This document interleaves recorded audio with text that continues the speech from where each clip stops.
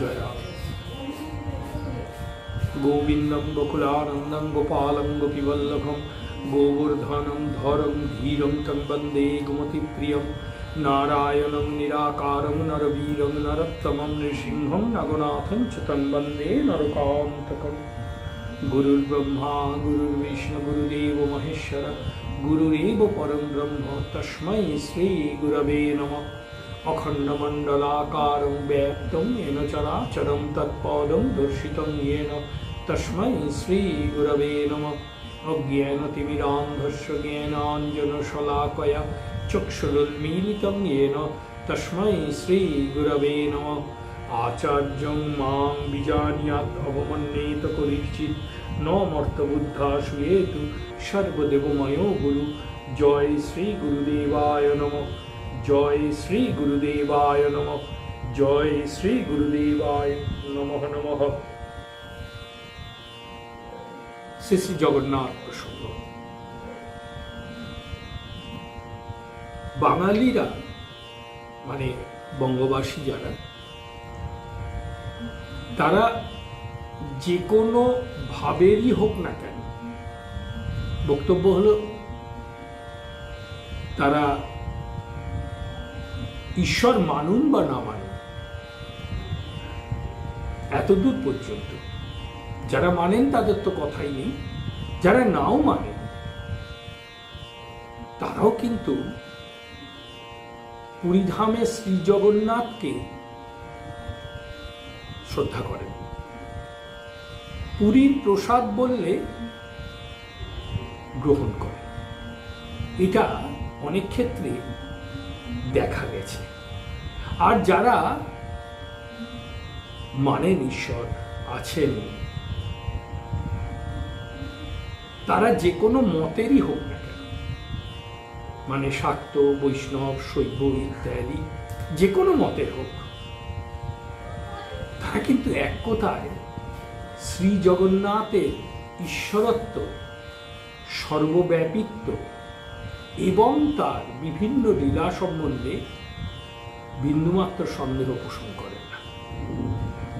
শ্রী জগন্নাথ যেন আমাদের সকলের হৃদয় ময় হয়ে আছে। আমরা যে কোনো ভাব, যে কোনো পথ অবলম্বন করি না কেন, তিনি যেন সেখানে বর্তমান এবং তিনি আমাদের ভেতর থেকে সেই ভাবটিকে পরিপুষ্ট করছেন। শিবপুরাণে একটি অপূর্ব শ্লোক আছে, জানেন? বলছেন, পুরুষোত্তমাৎ পরমক্ষেত্র নাস্তন্যাৎ ভবমোচন তত্র সাক্ষাৎ পরম ব্রহ্ম দারুক ব্রহ্ম শরীরোবিদ। শিবপুরাণ। আমাদের ধারণা আছে যে তিনি বিষ্ণুর অবতার, সাধারণত বৈষ্ণবরা তাকে শ্রদ্ধা করেন। এই ধারণাটা একদম ভুল। শিবপুরাণে এই কথা বলা হচ্ছে। কি অর্থ? বলছেন যে পুরুষোত্তমাৎ পরমক্ষেত্র, পুরুষোত্তম ক্ষেত্র, ক্ষেত্র বলা হয় শ্রী জগন্নাথ ধাম পুরীকে। জগন্নাথ, শ্রী জগন্নাথকে পুরুষোত্তম বলা হয় এবং বলছে যে তার ন্যায় মুক্তি পাবার মতো স্থান জগতে দ্বিতীয় নাই। নাস্তন্যাৎ ভবমোচন তত্র সাক্ষাৎ পরব্রহ্ম। সেখানে সাক্ষাৎ পরম ব্রহ্ম আছেন। পরব্রহ্ম মানে যিনি সব কিছুকে প্রকাশ করে রেখেছেন কিন্তু নিজে অস্পৃশ্য রয়েছেন, নিজে কোনোভাবেই কোনো কিছুর সঙ্গে মিশে যাননি, অথচ সব কিছুর কারণ হচ্ছেন তিনি পরব্রহ্ম। তত্র সাক্ষাৎ পরব্রহ্ম দারু ব্রহ্ম শরীরোবিদ। তিনি কাঠের শরীর ধারণ করে জগতে প্রকাশিত হয়ে আছে। শিবপুরাণে এই শ্লোকটি আছে। ঠিক এরই অনুরণন আমরা ভগবান শ্রী রামকৃষ্ণের উক্তিতে শুনতে পাই, এবং সেটা আরো সরলভাবে। তিনি বলছেন, কলিতে প্রকট ভগবান পুরী শ্রী জগন্নাথ, এবং তিনি শ্রী জগন্নাথের শুকনো প্রসাদ, যাকে আটকে বলা হয়, তিনি নিত্য গ্রহণ করতেন, এবং সে সম্বন্ধে একটি কথা তিনি বারবার বলতেন, এই বস্তুটি মায়ার মধ্যে পড়ে না। যে নিত্য এই আটকে প্রসাদ গ্রহণ করবে ভক্তির সঙ্গে, তার কিন্তু এই দুর্দমনীয় কলিতেও ভক্তি লাভ হবে। এক অভূতপূর্ব ভবিষ্যৎবাণী। এর থেকে বোঝা যায় যে শ্রী জগন্নাথকে তিনি কোন চোখে দেখতেন। কোনো এক সময় তার অন্তরঙ্গ পার্শ্বদ, যাকে তিনি নিজের সন্তান রূপে লাভ করেছিলেন, মানে আত্মার সন্তান, প্রাকৃতিক সন্তান, সেই শ্রীমৎ স্বামী ব্রহ্মানন্দজি রাখাল মহারাজকে কোনো একটা কারণে তিনি বলেছিলেন যে ওই তাকের ওপরে আটকে প্রসাদ আছে, ওইটা একটু মুখে দে। অর্থাৎ তার ভেতরে কোনো দোষের ছায়া তিনি দেখতে পেয়েছিলেন। আটকে প্রসাদ সেই ছায়াটিকে অপসারিত করবে। এইরূপ ছিল তার শ্রী জগন্নাথের প্রতি ভক্তি। অথচ নিজে কখনো শ্রীক্ষেত্র পরিধামে গমন করতে পারেননি, কারণ বলেছিলেন ওখানে গেলে আমার শরীর থাকবে না। শ্রী জগন্নাথ। আচ্ছা, কেন আমাদের এই ভাবটা হয় যে জগন্নাথের মধ্যে সবকিছু আছে? কিছু কিছু পরবর্তীকালে লিখিত শাস্ত্রাদি প্রমাণ করছে এক অদ্ভুত তত্ত্ব। জানেন, এটা কিন্তু আমাদের কাছে অত্যন্ত আদরের বস্তু। কেন আদরের? এখন বলুন, পূর্বে বলুন, হয়তো পরেও আমরা সাধারণতই ইচ্ছা না থাকলেও, খুব ইচ্ছে না থাকলেও, কোনো না কোনোভাবে সাম্প্রদায়িক। আমাদের ইষ্টই সব থেকে বড়, বা আমার ভাবটি শ্রেষ্ঠ, অন্য সকলে ভুল বলছে বা তাদের ভাবগুলি সঠিক নয়, এই ভাব কিন্তু জাতি, ধর্ম, সামাজিক অবস্থান, ধনী দরিদ্র নির্বিশেষে আমাদের মধ্যে আছে, থাকতে বাধ্য। এর কারণ হচ্ছে, এর কারণটা শ্রীমদ্ ভগবদ গীতাই বলে দিয়েছে। অর্জুনকে শ্রীকৃষ্ণ বলেছেন, তুমি যা চিন্তা করছো সেটাও কিন্তু আমার মায়ার দ্বারা নিয়ন্ত্রিত। অর্থাৎ আমার ভেতরে আমি যা চিন্তা ভাবনা করছি সেগুলো কিন্তু উনি করাচ্ছেন। এটা আরেকভাবে বললেও বলা যায়। তো যাই হোক, কেন শ্রী জগন্নাথকে আমরা কলির প্রধান দেবতা, সর্বব্যাপী সর্বভাবময় দেবতা হিসেবে গণ্য করি? কেন? আমরা এক্ষুনি শুনলাম যে আধুনিক কিছু শাস্ত্রে, প্রাচীন শাস্ত্রের কথা অন্য সময় আমরা আলোচনা করছি। আধুনিক কিছু শাস্ত্রে এই কথা বলা আছে যে শ্রী জগন্নাথের মধ্যে হিন্দুদের আচরিত যে পঞ্চদেবতার পূজা, এই পঞ্চদেবতার পূজা কিন্তু শ্রী জগন্নাথের মধ্যে অনুষ্ঠিত হয়। আপনারা সকলেই জানেন, বাড়িতে নিশ্চয়ই পূজা ইত্যাদি হয় বা মঠ মন্দিরে পূজা ইত্যাদি দেখেছেন। পূজার প্রারম্ভে আমাদের গণেশাদি পঞ্চদেবতার পূজা করতে হয়, সমস্ত হিন্দুরাই জানেন। গণেশাদি পঞ্চদেবতা অর্থে শ্রী গণেশ গণপতি, দেবাদিদেব মহাদেব, দিবাকর সূর্য, ভগবান বিষ্ণু এবং সর্বশক্তিময়ী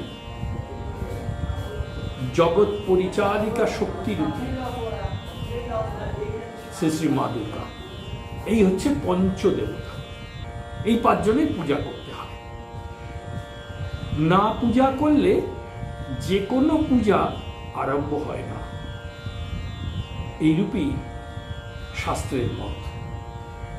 তো দেখুন, শ্রী জগন্নাথের মধ্যে এই পঞ্চদেবতার সেবা বা পূজা হয়।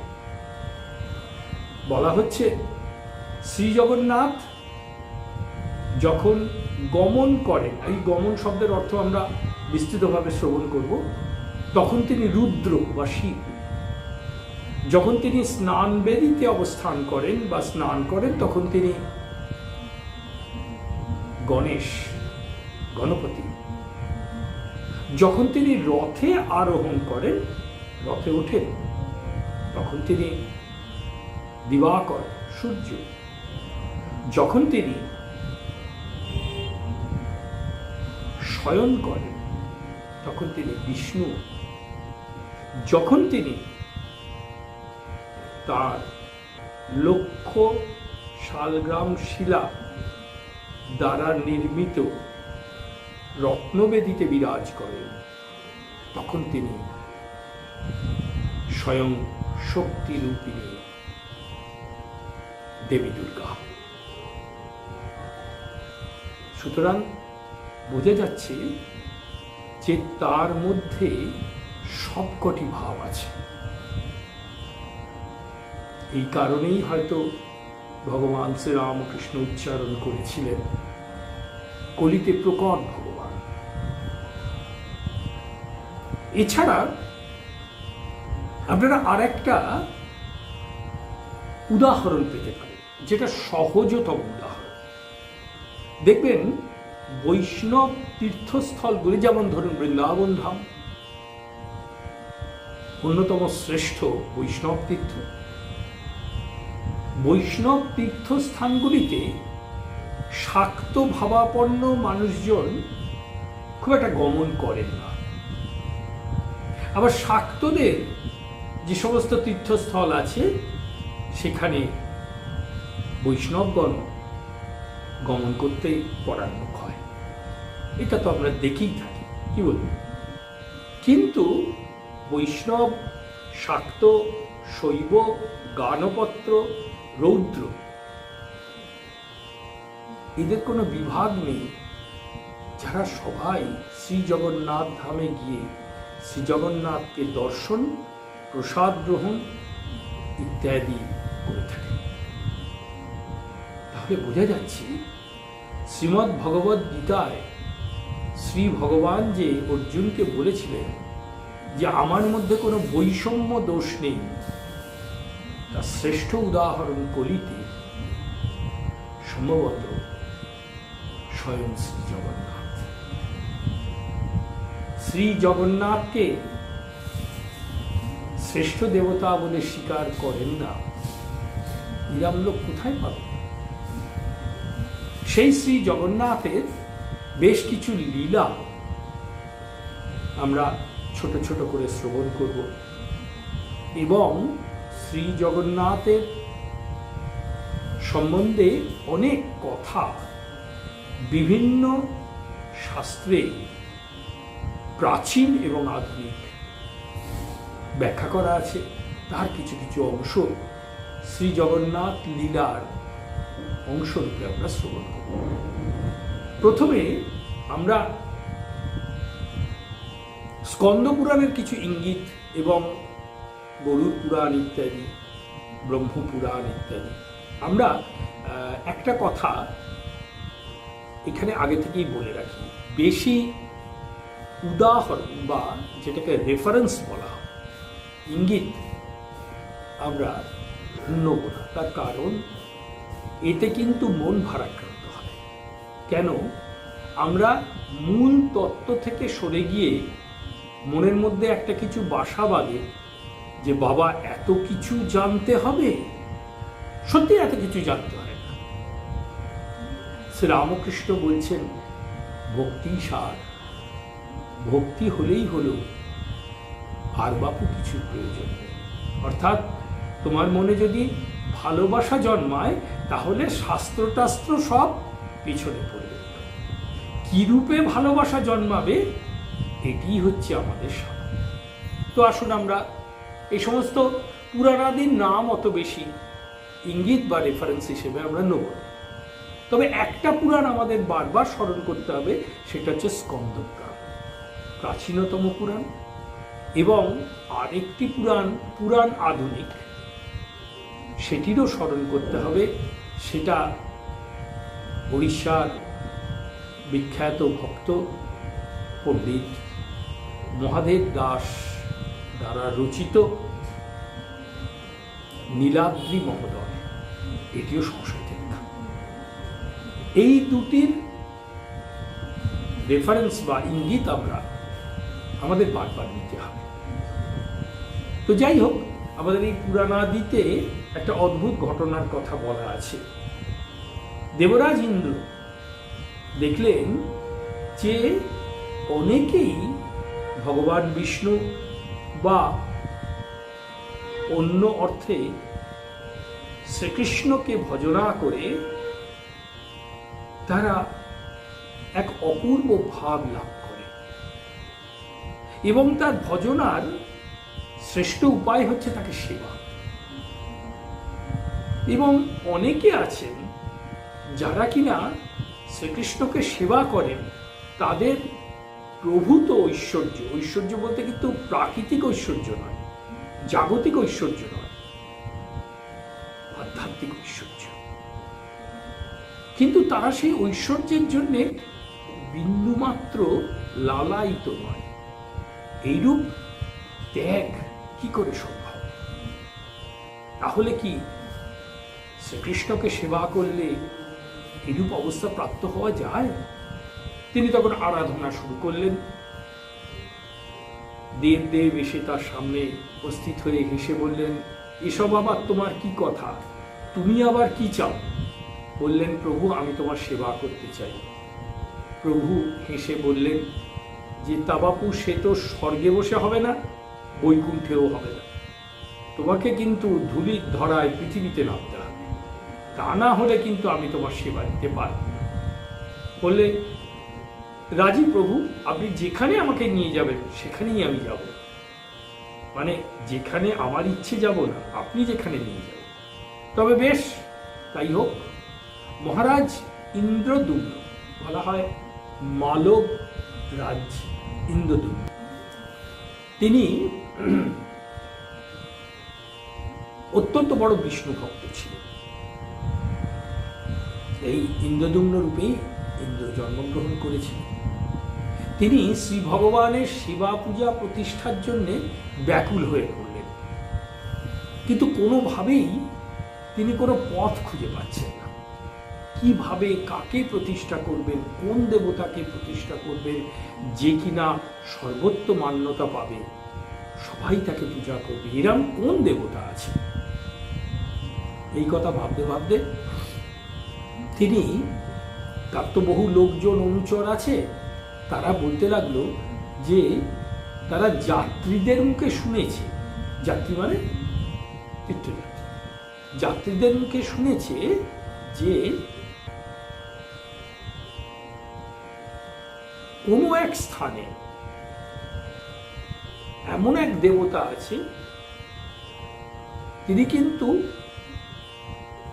সর্বদেবময়, এবং কারা তার পুজো করে, কাদের কাছে তিনি প্রকট, সে খবর তারা বলতে পারে না।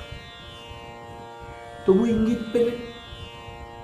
মহারাজ ইন্দ্রদুম্ন তখন তার পুরোহিতের ভাই, অত্যন্ত বিশ্বস্ত এবং শাস্ত্রজ্ঞ, তাকে পাঠিয়ে, তার নাম হচ্ছে বিদ্যাপতি, তুমি খুঁজে বের করো। এবার বিদ্যাপতি বুদ্ধিমান লোক, বিদ্যাপতি দেখলেন যে তার যে জ্ঞান সেই অনুযায়ী তিনি দেখলেন যে সমস্ত সভ্যতাই নদী মাতৃক, নদীর ধার ধরে গেলে হয়তো এই দেবতার দেখা পাওয়া যেতে পারে। তিনি উড়িষ্যার মহানদীর অববাহিকা ধরে হাঁটতে লাগলেন এবং চলেছেন। একসময় তিনি জানেন না সেটা কোথায় এসে পৌঁছেছেন। কটকে মহানদীর এক বড় মোহনার কাছে, আজও সেটা বর্তমান, সেখানে এসে উপস্থিত হলেন। সন্ধ্যা হয়ে আসছে, জঙ্গলাকীর্ণ স্থান, সবাই এরকম একটা স্থানে হয়তো পাবি, তো কি করবেন ভেবে পাচ্ছেন না, একা দিশেহারা হয়ে যাচ্ছেন। জঙ্গল থেকে যদি হিংস্র জীবজন্তু নদীতে জল খেতে আসে তাহলে নিশ্চয়ই তাকে আক্রমণ করবে। এমন সময় তিনি এক অদ্ভুত সেই বধূলি লগ্নে এক অদ্ভুত নূপুর ধ্বনি শুনতে পেলেন। কি ব্যাপার, এখানেও মানুষ আছে? এই নূপুর তো কোনো রমণীর চরণে নিক্কন্ধনী তুলছে মনে হচ্ছে। তিনি উদ্গ্রীব হয়ে উঠলেন, দেখলেন একটি কন্যা নূপুরের ধ্বনি বা নিক্কণ সহকারে কাকে কলস নিয়ে মহানদীর দিকে চলেছে। অভূতপূর্ব সৌন্দর্যতা, কিন্তু রংটি একদম কালো, যেন কোষ্ঠী পাথর কুঁদে স্বয়ং বিশ্বকর্মা এই মূর্তি তৈরি করেছে। চারি চোখের মিলন, ভগবত ইচ্ছায় প্রথম মিলনে আকর্ষণ। ইনি আর কেউ নন, ইনি সবররাজ বিশ্বাবসুর কন্যা ললিতা। দেবী ললিতা শব্দটি আমরা উচ্চারণ করি। স্বভাবতই বিদ্যাপতিকে তিনি জিজ্ঞাসা করলেন, এত রাত্রি হয়ে আসছে, আপনি কে? পথিক, তুমি কি পথ হারাইয়াছ? সেই বিখ্যাত কথা, পথিক তুমি কি পথ হারাইয়াছ? পথ যে তিনি খুঁজতে এসছেন, সেই পথের সন্ধান তিনি পাননি, তো হারানোর তো প্রশ্নই উঠছে না। কিন্তু এখন তো তার একটা আশ্রয় চাই, এবং এই অদ্ভুত কন্যাটিকে তার বড্ড ভালো লেগে গেছে। স্বাভাবিকভাবেই ললিতা তাকে নিজের আশ্রয়ে নিয়ে গেলেন, এবং কিছুদিনের মধ্যে তাদের এই ভালো লাগা ভালোবাসায় রূপান্তরিত হলো, পরস্পরের প্রতি আকর্ষিত হলেন। এবং যদিও সবররাজ মানে ব্যাধরাজ বিশ্বাবসু, এদের সম্বন্ধে বলে খেয়াল রাখতে হবে যে আমাদের বিদ্যাপতি কিন্তু ব্রাহ্মণ, আর অবশ্যই সবররা ব্রাহ্মণ তো বটেই, আমাদের ধারণায় তারা অনেক নিচু জাতির। কিন্তু এখানে তাদের বিবাহ আটকালো না, তার কারণ স্বয়ং ভগবানের তো ইচ্ছে। যদিও বিশ্বাবসু কিছু মানা করেছিলেন, কিন্তু প্রিয়তমা কন্যার ইচ্ছাকে মর্যাদা দিতে তিনি বিদ্যাপতির সঙ্গে বিবাহ দিলেন। বেশ ভালো দুজনে আছেন। এদিকে বিদ্যাপতির মনে কিন্তু সেই বিশেষ দেবতার খোঁজ করার কথা চলে যায়নি, কিন্তু উপস্থিত যে অবস্থা তাতে কিন্তু এই কাজটা একটু কম পড়ে গেছে। এমতো অবস্থায় বিদ্যাপতি দেখেন রোজ সন্ধ্যের পর তার শ্বশুরমশাই বিশ্বাবসু কোথায় যেন চলে যান, সঙ্গে কেউ যায় না, একা যান। আবার রাত্রি গভীর হলে ফিরে আসে। স্বভাবতই স্ত্রীকে জিজ্ঞাসা করলেন যে তোমার পিতা কোথায় যান? বললেন আমিও ঠিক বলতে পারবো না, তিনি বোধহয় কোনো এক দেবতার পূজা করতে চান, পূজা করতে যান, কিন্তু সেই দেবতাকে কে দেবতা এবং কোথায় আছেন, কিভাবে তার পূজা করেন, এসব আমরা কেউ জানি না। আমার পিতা কখনো সেগুলো কাউকে জানাতে দেন। এইবার বিদ্যাপতির মনের কোণে একটা আশার আলো জ্বলল। তবে কি এই সেই দেবতা যাকে কেউ জানে না? নিশ্চয়ই এই সেই দেবতা, এরই খোঁজে আমি এসেছি। জানেন তো, এটা তখন নয়, এখন এবং হয়তো এরপরে স্ত্রীগণের ভালোবাসার উপরে আমাদের একটা জুলুম চলে। বাংলা কথা বলছি, কিন্তু জুলুম চলে, যেটাকে আমরা ভালো কথা হয়তো দাবি বলতে পারি। মানে স্বামীর ভালো লাগাকে, ইচ্ছেকে তারা এতটাই মর্যাদা দেন যে অসম্ভবকেও তারা সম্ভব করতে পারে। এটা কিন্তু আজও হয়, পরেও। তো বিশ্বা বসুর ভাব করবেন, বিদ্যাপতির মনে তো ওইটাই রয়েছে। তিনি তার স্ত্রীকে বললেন, আমি তাহলে সেই দেবতাকে একবার দর্শন করব। তো প্রথমে তো ললিতা দেবী বললেন যে এটা কখনোই সম্ভব না, এটা কখনোই সম্ভব না। বলে, হ্যাঁ সম্ভব, তুমি যদি তোমার পিতাকে জোর দিয়ে ধরো তাহলে একবার অন্তত তাকে আমি দর্শন করতে পারব। বারংবার এই কথা বলার পরে দেবী ললিতাই বা কি করেন, তিনি পিতার কাছে আবদার করলেন। পিতার মনে শঙ্কা দেখা দিল, তবে কি যেটা ভেবেছিলেন সেটাই সত্যি হতে চলেছে? তার ব্রাহ্মণ জামাই কি সত্যি গুপ্তচর? কিন্তু ওই যে বললাম, স্নেহময়ী পিতা কন্যার ইচ্ছাকে বাধা দিতে পারেন না, তা তিনি রাজি হলেন, কিন্তু একটা শর্ত করলেন যে আমি কোন পথ দিয়ে যাব সেই পথ কিন্তু তাকে দেখাবো না। সে তো একবার দেখতে চেয়েছে, আমি তাকে দেখাবো, কিন্তু কোন পথ দিয়ে যাব সে যেন আবার না যেতে পারে। তার চোখটা শক্ত করে বেঁধে দেব। অগত্যা তাতেই রাজি। কিন্তু ওই যে বললাম, স্ত্রীগণের ভালোবাসা, তার স্বামী যাতে আবার সেই স্থানে যেতে পারেন, সেই কারণে তিনি তার উত্তরীয়র খুঁটে, মানে উত্তরীয়র মধ্যে কিছু তিল বেঁধে দিলেন এবং উত্তরীয়টা ছোট্ট ছেঁদা করে দিলেন। এবার তিনি যখন যাবেন, দুধারে ওই তিল ছড়িয়ে পড়বে, বর্ষায় সেই তিল গাছ হবে, সুতরাং রাস্তাটা পরিচিত হয়ে যাবে।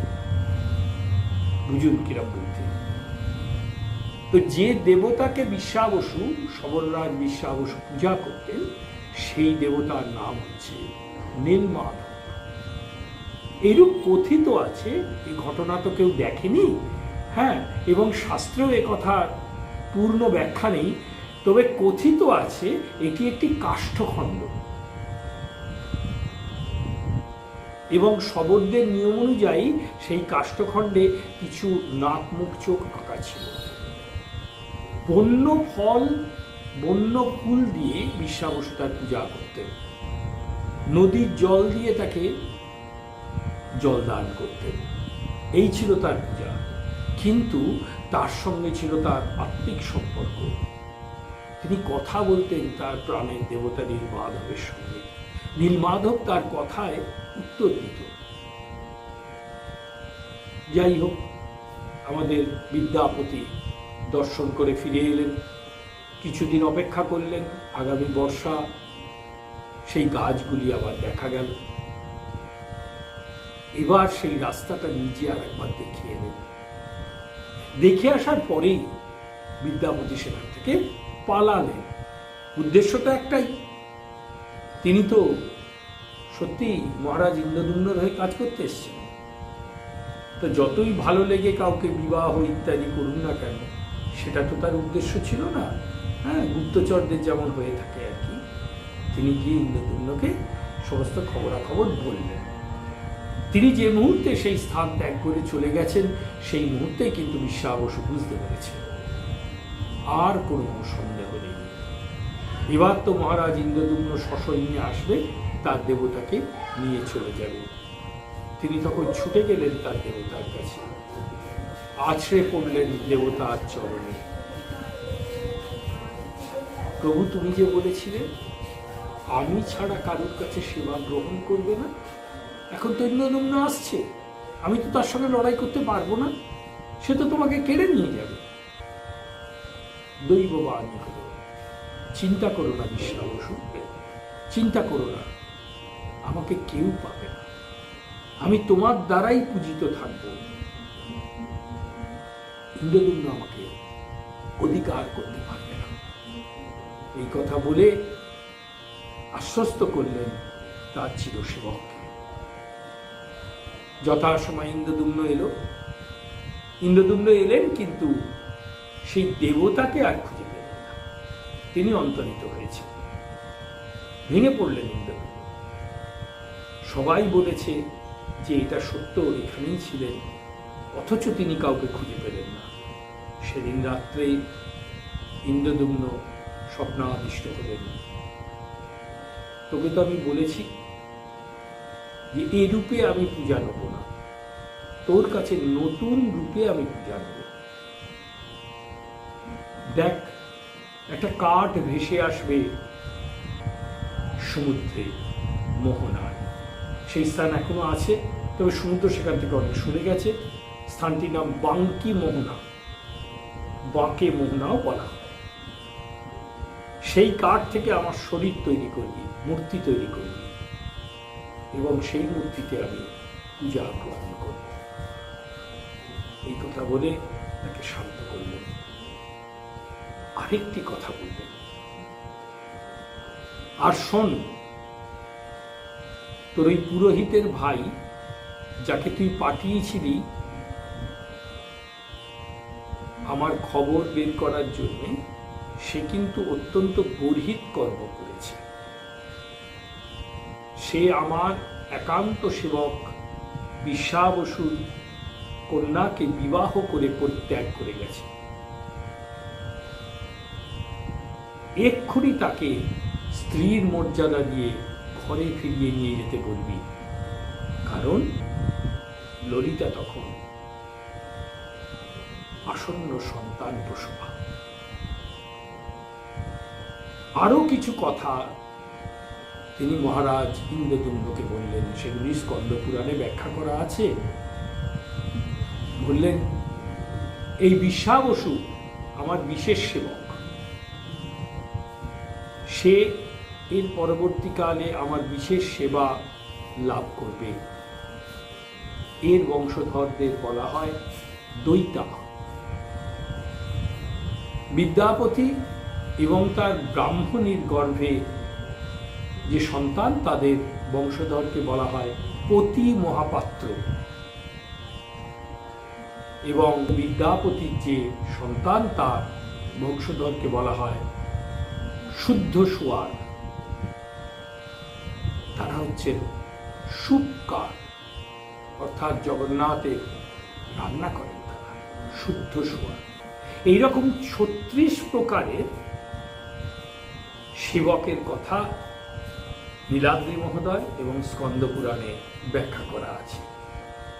এখন একটা প্রশ্ন হচ্ছে, কে এই বিশ্বা বসু, যার প্রতি শ্রী ভগবানের এত স্নেহ, যার প্রতি শ্রী ভগবানের হৃদয় নিংড়ানো ভালোবাসা? তাহলে শুধুমাত্র তিনি একজন বেদরাজ, এরকম হয় নাকি? তার কোনো পূর্বকল্প নেই, মানে পূর্ব জন্ম কিছু নেই? না, আছে। সে জন্মের ইতিহাস অনেক গভীর। তবু আমরা শুনি, শ্রীরামচন্দ্র যখন বালিকে বধ করলেন, তারপর তার পুত্র অঙ্গদকে তিনি বর দিতে চেয়েছিলেন। অঙ্গদ বানর গোষ্ঠীর হলেও কিন্তু খুব বুদ্ধিমান ছিল। তিনি শ্রী রামচন্দ্রকে সাবধান করে বললেন, আমি যে বর চাইব সেই বরই কি আপনি আমায় দেবেন? ভগবান হেসে বললেন, হ্যাঁ, সেই বরই তোমায় দেব, তুমি যে বর চাইবে। তবে শুনুন, আমি পিতৃহন্তার হত্যাকারী হতে চাই। সবাই শুনে কেঁপে উঠল। বালিকে বধ করেছিলেন শ্রী রামচন্দ্র, অঙ্গদ চাইছে শ্রী রামচন্দ্রকে বধ করতে। শ্রী ভগবান হেসে অঙ্গদের মাথায় হাত দিয়ে বললেন, তথাস্তু, তাই হবে। সকলে বললেন, এ কি করলেন আপনি? বললেন, আমি এখন তো শেষ করিনি। বলছেন, দেখো, এবারে তো আমি একটা বিশেষ কর্ম নিষ্পন্ন করার জন্যে জগতে এসছি, তো এবারে কিন্তু তোমার এই ইচ্ছেটা আমি পূর্ণ করতে পারবো না। পরের বার আমি আসবো, তোমার হাতেই আমি নিহত। সকলে ভেবে কুল পেল না শ্রী ভগবানের মনোগত ইচ্ছেটা কি। তিনি কিন্তু এই বালিকে অঙ্গদকে দেওয়া তার যে বর সেটা পূর্ণ করেছিলেন। আমরা সকলেই জানি, শ্রীকৃষ্ণ যখন লীলা সমাপন করতে চলেছেন, যদু বংশ যখন ধ্বংস হয়েছে তার ইচ্ছায়, যখন শ্রীকৃষ্ণ শরীর ছাড়বেন, তখন তিনি একটি শিয়াললতা গাছের তলায় গিয়ে বসলেন। একটি শ্রীচরণের ওপর আরেকটি শ্রীচরণ তুলে। এই অঙ্গদ তখন জরা নামে ব্যাধ রূপে জন্মগ্রহণ করেছিল। সে নদী দিয়ে যেতে যেতে দেখলো যে একটি সুন্দর হরিণের কান দেখা যাচ্ছে। শ্রীকৃষ্ণের শ্রীচরণ সে ধারণাই করতে পারেনি। সে অভ্যর্থ সরসন্ধান করল। যন্ত্রণায় চিৎকার করে উঠলেন শ্রীকৃষ্ণ, এ কি মানুষের সব! তাড়াতাড়ি ছুটে এলেন। শ্রীকৃষ্ণকে ভারতবর্ষে কে না চেনে? শ্রীকৃষ্ণ রুধির প্লাবিত হয়ে পড়ে রয়েছেন, যন্ত্রণায় ছটফট করছেন। জরা ব্যাধ তার চরণে লুটিয়ে পড়ল, প্রভু, এ আমি কি করেছি? তিনি তখন আশ্বস্ত করে বললেন, তুমি কিচ্ছু করোনি, আমার ইচ্ছে। কোনো চিন্তা নেই, তুমি ইন্দ্রপ্রস্থে যাও, এক্ষুনি গিয়ে অর্জুনকে নিয়ে এসো। তুমি এবং অর্জুন আমার অন্ত্যেষ্টি ক্রিয়া সম্পন্ন করবে। তাই হলো, শ্রী ভগবান শরীর ত্যাগ করলেন অর্জুনের কলা শক্তিকে গ্রহণ করে নিয়ে। এরপরে কিন্তু অর্জুন আর কোনো লড়াই করতে পারেনি, জানেন তো, মহাভারতেও আছে। এরপরে আর লড়াই করতে পারেননি অর্জুন, কারণ তার কলা শক্তি গ্রহণ করে শ্রী ভগবান চলে গেছে।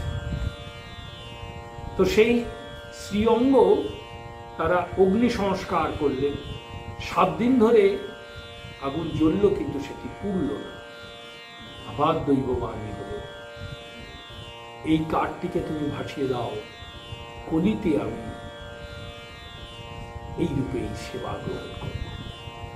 সেই শবর জরা পরবর্তীকালে শবর বিশ্বাবসু রূপে জগতে আবির্ভূত হয়েছিল।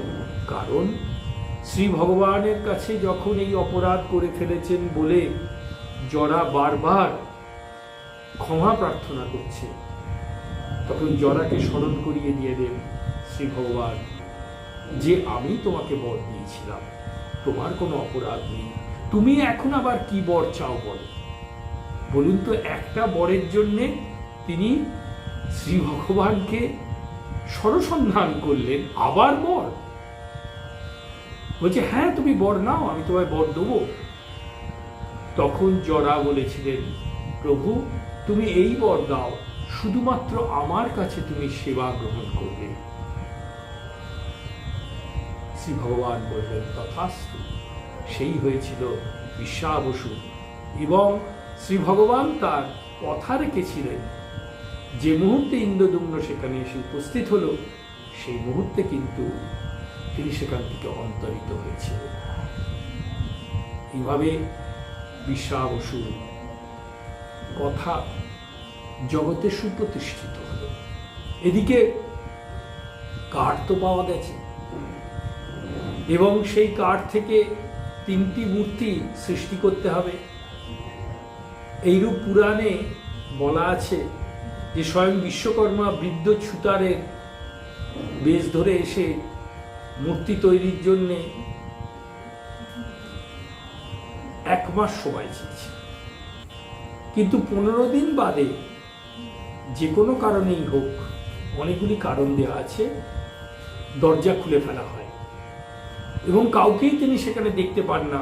3টি অর্ধ নির্মিত দেবমূর্তি সেখানে পড়েছিল, জগন্নাথ, সুভদ্রা, বলরাম।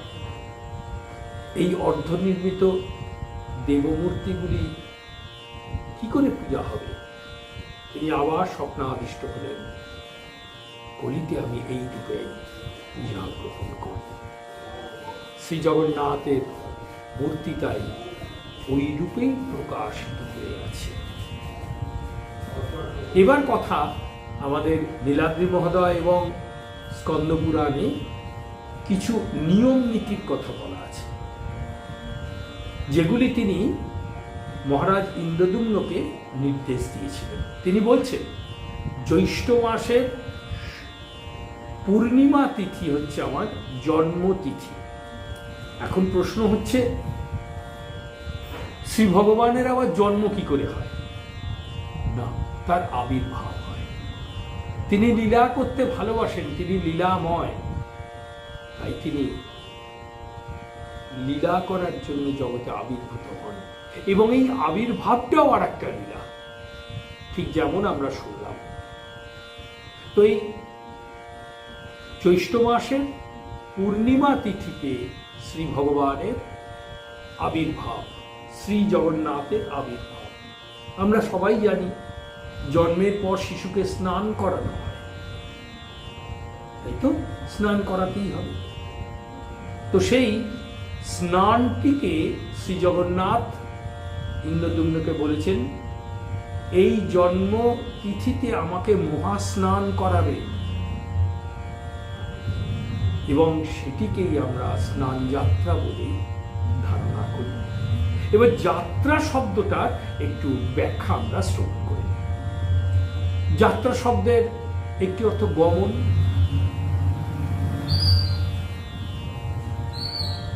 শ্রী ভগবান যাত্রা করেন মানে গমন করেন। শ্রী জগন্নাথের অনেক যাত্রা আছে, জানি। আমরা এই মুহূর্তে বিস্তৃত আলোচনায় যেতে পারছি না। অনেক যাত্রা আছে, জন্মাষ্টমী ইত্যাদি অনেক যাত্রা আছে। কিন্তু এই সব যাত্রায় সব ক্ষেত্রে তিনি নিজে অংশগ্রহণ করেন না, তার প্রতিনিধিরা অংশগ্রহণ করে।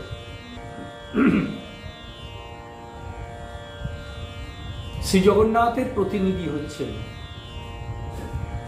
মদনমোহন, সুভদ্রা দেবীর প্রতিনিধি হচ্ছেন ভূদেবী, বলরামজির প্রতিনিধি হচ্ছেন গোবিন্দ, এবং সুদর্শনের প্রতিনিধি হচ্ছেন নৃসিংহদেব। এই রূপে তারা যাত্রায় অংশগ্রহণ করে। কিন্তু 2টি মাত্র যাত্রায় স্বয়ং ভগবান চতুর্ধা মূর্তিতে অংশগ্রহণ করেন। এই চতুর্ধা মূর্তি সম্বন্ধে একটু কথা বলে নেওয়া প্রয়োজন। স্কন্দ পুরাণ এবং অন্যান্য পুরাণ আদিতে এই চতুর্থ মূর্তির কিন্তু উল্লেখ পাওয়া যায় না, অর্থাৎ সুদর্শনের কোনো উল্লেখ পাওয়া যায় না। তাত্ত্বিকগণ বলেন, সুদর্শন দেব এবং পরবর্তীকালে অন্যান্য অঙ্গ দেবতা এবং দেবীগণ এই স্কন্দ পুরাণের পরবর্তী যুগে সংযোজিত হয়েছে। যাই হোক, এই সমস্ত তাত্ত্বিক আলোচনায় আমরা যাচ্ছি না। আমরা চতুর্ধা মূর্তি ধরব, এবং সুদর্শনের প্রতিনিধি হচ্ছেন নৃসিংহদেব। এই 4 জন 2টি যাত্রায় স্বয়ং অংশগ্রহণ করে। একটি হচ্ছে স্নান যাত্রা, আরেকটি হচ্ছে রথযাত্রা। আজকে আমরা স্নান যাত্রাটাই শুনছি। তো এই স্নান যাত্রায়, অর্থাৎ জ্যৈষ্ঠ মাসের পূর্ণিমার দিন, স্বয়ং জগন্নাথ, বলরাম, সুভদ্রা এবং সুদর্শন, এরা চারজনে স্নান বেদিতে গমন করে। এখানে একটা কথা উল্লেখ করা বিশেষ প্রয়োজন। কি জানেন, এই যে শ্রী জগন্নাথের সেবা পূজা, এতে কিন্তু বিবিধ নীতি মেনে চলা হয়। যদিও মন্ত্রগুলি সবই বৈদিক, কিন্তু নিয়মাদি বেশিরভাগই শবর জাতির। এটা হয়তো আপনারা অনেকেই খেয়াল করে থাকতে পারেন, আবার কেউ খেয়াল নাও করতে পারেন। যেমন আমরা দু একটি উদাহরণ নেব, বেশি তো নিতে পারবো না, কারণ তাহলে তো আলোচনা অনেক বেড়ে যাবে। দু একটি উদাহরণ, এই স্নানযাত্রার উদাহরণ গ্রহণ করি। আমরা সাধারণত দেবতার যে স্নান করাই গঙ্গা জলে করাই, বা গঙ্গা যদি গঙ্গাহীন প্রদেশে আমরা কোনো শুদ্ধ নদীর জল দ্বারা সেই কার্য করিয়ে থাকি। আমরা কিন্তু সাধারণত পুকুরের জল ব্যবহার করি না, আবদ্ধ জল ব্যবহার করি না, নদীর জল মানে স্রোতে বহা জল ব্যবহার করি। কিন্তু শবর নীতি একদম উল্টো। শবর নীতি বলা হচ্ছে এমন জলে পূর্ণ স্নান হবে যে জলটি আবদ্ধ থাকবে এবং সেখানে সূর্য কিরণ পতিত হবে না। এবং শ্রী জগন্নাথের স্নান কিন্তু সেই জলে হয়।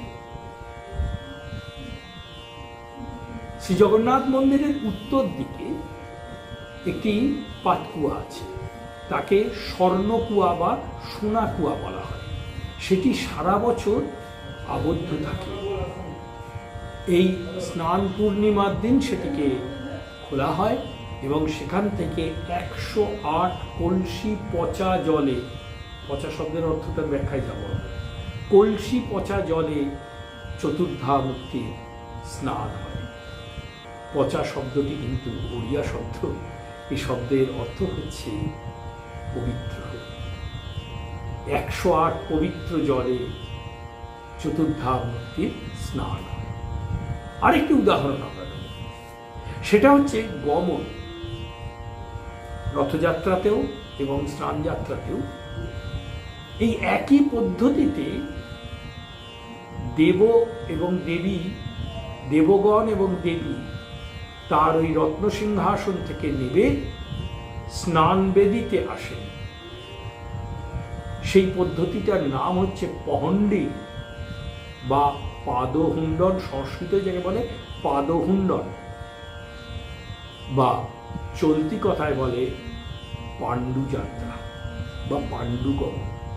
এটি কি? শ্রী জগন্নাথ বলরামের কোমরে রেশমের দড়ি বেঁধে তাকে তুলিয়ে নাচিয়ে নাচিয়ে নিয়ে যাওয়া হয় এবং তিনি যেখানে পা ফেলবেন সেখানে একটা করে তুলোর তোষক থাকে। এ সম্পর্কে বিস্তৃত ব্যাখ্যা বর্ণনা শ্রী শ্রী চৈতন্য চরিতামৃতের মধ্যলীলার প্রথম খণ্ডে ব্যাখ্যা করা আছে। যদি কখনো সম্ভব হয় সেটা আমরা শ্রবণ করব। বিস্তৃত আলোচনা আছে, ব্যাখ্যা আছে। তো এই যে তাকে দুলিয়ে দুলিয়ে নিয়ে যাওয়া, যেন মনে হচ্ছে একটা শিশু আদো আদো পায়ে যাচ্ছে, তা সেই সুবিশাল শরীরকে অভূতপূর্ব দক্ষতায় দৈতা সেবকগণ তাকে নিয়ে যান স্নান বেদিতে। এই গমনটিকে বলা হয় পাদহুণ্ডন বা পহণ্ডি। এই যে নিয়ম, এই নিয়মটি কিন্তু আর্য নিয়ম নয়, এটি অনার্য নিয়ম, বা বলা ভালো শবরদের নিয়ম। তারা দেবতাদের ওইভাবেই কোনো জায়গায় গমন করা। সুতরাং এই দুটো বড় উদাহরণ থেকে আমরা পরবর্তীকালেও হবে অনেক উদাহরণ পাবো। আমরা এই দুটো বড় উদাহরণ থেকে ধারণা করতে পারি যে শ্রী জগন্নাথের সেবা পূজায় কতটা শবরদের প্রভাব আছে। শ্রী ভগবান কিন্তু নিজে এই নিয়মাদি করেছেন। স্কন্দ পুরাণ, নীলাদ্রি মহোদয় এর প্রমাণ পাওয়া যায়। একটা কথা আমরা এখানে প্রাসঙ্গিক বলে উল্লেখ করব। এই জগন্নাথ ধামে অর্থাৎ পুরুষোত্তম ক্ষেত্রে নানান শক্তি সম্পন্ন অংশকলা অবতাররা এসেছে। যেমন আচার্য শঙ্কর, রামানুজাচার্য, আচার্য রামানুজ, মাধ্যাচার্য ইত্যাদি ইত্যাদি। এরা সকলেই কিন্তু সিদ্ধ মহাপুরুষ ছিলেন। এদের সকলের অসীম ক্ষমতা ছিল। প্রত্যেকেই তদানীন্তন রাজার উপরে প্রভাব বিস্তার করে তার নিয়ম অনুযায়ী পূজা সেবা চালু করার চেষ্টা করেছিলেন। কিন্তু দুর্ভাগ্যই বলুন, সৌভাগ্যই বলুন, তাদের কোনো নিয়মই প্রবর্তিত হয়নি। ক্ষণিকের জন্য হলেও পরবর্তীকালে সেই নিয়ম আর থাকেনি। ওই স্কন্দ পুরাণ এবং নীলাদ্রি মহোদয় যে নিয়মগুলি কথা বলেছেন, স্বয়ং ভগবান মহারাজকে বলে দিয়েছেন, সেই নিয়ম অনুযায়ী তার সেবা পূজা হয়। সুতরাং বোঝা যাচ্ছে যত বড় অবতারই আসুক না কেন, শ্রী ভগবান কিন্তু পূর্ণ, তার কথাটাই শেষ কথা। যেমন শ্রীমৎ ভগবদ গীতা, যেমন শ্রীমৎ ভাগবতম, তাই না? তার কথাই শেষ কথা। তো যাই হোক, এই পূর্ণিমার দিন, তার আগের দিন অধিবাস হয়, অর্থাৎ পূজা শুরু হয় এবং মন্ত্রাদি সব কিন্তু বৈদিক। অধিবাসের পরের দিন অর্থাৎ পূর্ণিমার দিন সকালবেলা তাদেরকে খিচুড়ি ভোগ নিবেদন করা হয় সেই দেবতাদের। শ্রী জগন্নাথ, শ্রী বলরাম, মাতা সুভদ্রা, এদের খিচুড়ি ভোগ নিবেদন করা হয় এবং তারপর তাদের পহণ্ডি করে নিয়ে আসা হয়। বলে রাখা ভালো, সর্বপ্রথম সুদর্শন দেবকে স্নান বেদিতে নিয়ে আসা হয়, রথযাত্রার ক্ষেত্রেও তাই। এবং তারপরে মা সুভদ্রাকে কিন্তু পহণ্ডি করানো হয় না, তাকে কিন্তু কোলে করে স্নান বেদিতে নিয়ে যাওয়া হয় এবং শ্রী জগন্নাথ, শ্রী বলরামকে পহণ্ডি করে স্নান বেদিতে নিয়ে যাওয়া হয়। তারপর স্নান আদি হয় এবং একটু আগে আমরা শুনেছি যে স্নান বেদিতে তিনি গণেশ রূপ ধারণ করেন। এই ব্যাপারে একটি কাহিনী ওড়িয়া ভাষায় লিখিত দার্ঢ্যতা ভক্তি নামক গ্রন্থে ভারী সুন্দরভাবে ব্যাখ্যা করা আছে। সেটি শ্রবণ না করলে কিন্তু আমাদের এই স্নান যাত্রার কথাটা পূর্ণ হয় না। কর্ণাটকের, অর্থাৎ তখনকার দিনে বলা হতো কর্ণাট প্রদেশ, এখন যেটি কর্ণাটক, কানিয়াড়ি গ্রামে এক ভক্ত পণ্ডিত বাস করতেন। তিনি কিন্তু গানপত্য সম্প্রদায়, অর্থাৎ তিনি মনে করতেন যে গণপতি হচ্ছে শ্রেষ্ঠ দেবতা, তিনি পূর্ণ ব্রহ্ম। গানপত্য সম্প্রদায়ের লোকেরা তাই মনে করে, এতে তো অন্যায় কিছু নেই, কিন্তু এক এবং অদ্বিতীয়, ভিন্ন রূপে প্রকাশিত মাত্র, তাই না? তিনি ব্রহ্মপুরাণ পড়ে জানতে পারলেন যে উড়িষ্যার নীলাদ্রিতে, মানে নীল পাহাড় যেটা বলি পুরী, সেখানে পূর্ণ ব্রহ্ম বিরাজ করছে। তার মাথায় তো আছে পূর্ণ ব্রহ্ম মানেই হচ্ছে গণপতি। তিনি ভাবলেন তাহলে তো তাকে দর্শন করতেই হবে, একমাত্র ব্রহ্ম দর্শন হলেই তো মুক্তি লাভ করা যায়, না? তাই তো বলে শাস্ত্রে।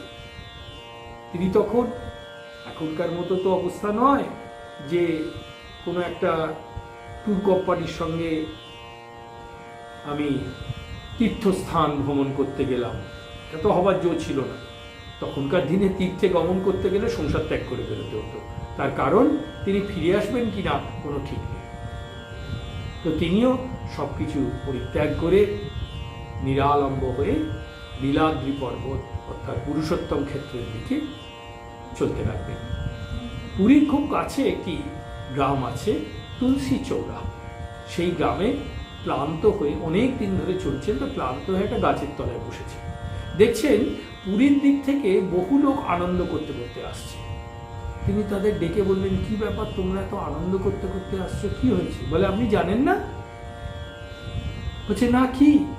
বলছে, আজকে তো প্রভু স্নান হলো, আজকে স্নান যাত্রা, আমরা প্রভু স্নান দেখে এলাম। বলে, তোমরা প্রভুকে দর্শন করলে? বলে, হ্যাঁ, সেই জন্যই তো আনন্দ করতে করতে যাচ্ছি।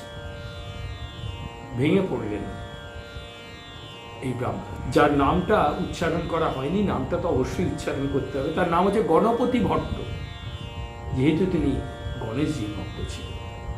তো গণপতি ভট্ট ভেঙে পড়লেন, বলে, এটা কি করে সম্ভব? ব্রহ্ম দর্শনের পরে আবার সংসার ভিড়ছে? তাহলে শাস্ত্রে পুরাণে যা লিখেছে সব মিথ্যে কথা। মোটেই ব্রহ্ম নন, কি একটা কি তারা দেখে এসছে। আমার পুরো এতদিনের পরিশ্রম ব্যর্থ হয়ে গেল। অন্তর্যামী তো সবই জানেন। অন্তর্যামী স্বয়ং ভগবান তখন বৃদ্ধের রূপ ধারণ করে তার কাছে এসে, বৃদ্ধ ব্রাহ্মণের রূপ ধারণ করে তার কাছে এসে বললেন, হ্যাঁ, তুমি কে গো? না, আমি গণপতি ভট্ট। তো এখানে বসে আছো কেন? না, একবার পুরী যাব ঠিক করেছিলাম, পুরী নয়, পুরুষোত্তম ক্ষেত্র যাব ঠিক করেছিলাম, তাকে দর্শন করব, তো এখন আর মন করছে না। বলে, কেন? বলছে, না, ওসব ভুলভাল কথা। কে বললো তোমাকে? এমন জোরের সঙ্গে এই বৃদ্ধ বললেন যে তার মনটা দোলে উঠল। আরে যাও যাও, এখনো স্নান হচ্ছে, একবার দর্শন করো। কি জানি কেন, কোন ভাবের প্রভাবে তিনি আবার চললেন। এবারে এসে স্নান দর্শন করলেন, তার মনটা আরো খারাপ হয়ে গেল। একে কিম্ভূত কিমাকার চেহারা, এই রূপ তো তিনি আশাও করেননি। কোথায় তার গণপতি? ইনি নাকি পূর্ণ ব্রহ্ম, হতেই পারে না। খুব দুঃখিত অন্তরে ফিরে যাচ্ছেন গণপতি ভট্ট। তখন ভগবান তার প্রধান সেবক পাণ্ডাকে বললেন, শোনো শোনো, তোমরা আমাকে আর বলরামকে হাতির মুখোশ পরিয়ে দাও, আর আমার অত্যন্ত আন্তরিক ভক্ত ফিরে যাচ্ছে, তাকে নিয়ে এসো। পাণ্ডাও তাই করলেন। হাতির মুখোশ পরিয়ে দেওয়া হলো এবং তাকে ডেকে আনা হলো। এইবার তিনি চোখের সামনে তার গণপতি দেবকে দেখছেন। কি আনন্দ! ঠিক সেই সময় তাঁরই দৃষ্টিভূত হয়ে, অন্য কেউ দেখতে পাচ্ছে না, একমাত্র গণপতি ভট্ট দেখছেন। স্বয়ং তার ইষ্ট এসে দাঁড়িয়েছেন, দাঁড়িয়ে বলছেন, গণপতি, তোমার ভক্তিতে আমি অত্যন্ত প্রীত হয়েছি। তুমি আমার কাছে কিছু বর দাও, আমি তোমায় বর দেবো। বলছে, প্রভু দাঁড়াও, আগে তো বর দেবো বলছো, কিন্তু একই রহস্য। তোমাকে দর্শন করে যদি সত্যিই সেটা ব্রহ্ম দর্শন হয়, তাহলে লোকে সংসারে ফেরে কি করে? প্রভু হেসে বললেন, শোনো, তারা কি আমার কাছে মুক্তি চেয়েছিল? তারা আমি তাদের মুক্তি দিয়ে কি করে বলো তো? সকলেই তো কর্মপাশে আবদ্ধ হয়ে রয়েছে। আমার কাছে তো মুক্তি তারা চায়নি, তারা এই জন্য আবার সংসারে ফিরে গেছে। তা তুমি কি বর চাও? বলে, প্রভু, তুমি কৃপা করে যদি আমাকে দর্শনই দিলে, তাহলে এই নিয়ম করো, আজ থেকে প্রতি বছর তোমার স্নানের পর তোমার এই গণপতি মূর্তিতে তুমি জগৎকে দর্শন দেবে। এটাই হয়। তারপর থেকে প্রতি বছর গণেশ রূপে শ্রী জগন্নাথ, শ্রী বলরাম জগৎকে দর্শন দেন। এরপরে গণপতি ভট্ট নিথর শরীর শ্রী ভগবানের চরণে লুটিয়ে পড়ল এবং তার ব্রহ্মরন্ধ্র ভেদ করে একটা সূক্ষ্ম জ্যোতি গিয়ে শ্রী ভগবানের শ্রীচরণে লীন হয়ে গেল, গণপতিপট্ট মুক্ত হয়ে গেল। কিন্তু তার আকাঙ্ক্ষিত বর অনুযায়ী আজও পর্যন্ত শ্রী ভগবান স্নান বেদিতে গণেশ রূপ ধারণ করে জগতের সামনে প্রকট হন। জয় জগন্নাথ। নীলাচল নিবাসায় নিত্যায় পরমাত্মায় বলভদ্র সুভদ্রাভ্যাম জগন্নাথায় তে নমঃ। হরে কৃষ্ণ কৃষ্ণ কৃষ্ণ হরে হরে, হরে রাম রাম রাম হরে হরে, হরে কৃষ্ণ কৃষ্ণ কৃষ্ণ হরে হরে, হরে রাম রাম রাম হরে হরে, হরে কৃষ্ণ কৃষ্ণ কৃষ্ণ হরে হরে, হরে রাম রাম রাম হরে হরে। জয় শ্রী শ্রী জগন্নাথ বলরাম সুভদ্রা মাইয়া কি জয়। জয় রাধে জয় রাধে জয় রাধে।